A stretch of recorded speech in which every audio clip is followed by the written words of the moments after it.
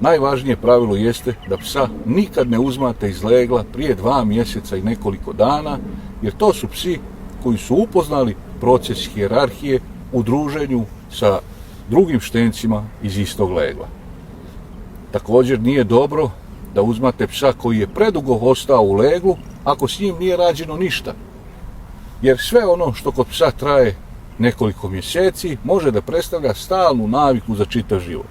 Što znači, ako uzmete psa koji je star 5-6 mjeseci, koji je samo pustan da se igra sa braćom i sestrom u svom leglu, ni to nije dobro, jer će takvi psi da razviju samovolju i da steknu takvu vrstu navike da se ponašaju apsolutno neobuzdano. Tako da, moj predlog jeste, ako uzmate psa, da to bude period 2 mjeseca i nekoliko dana, pa recimo sve do 4 mjeseca.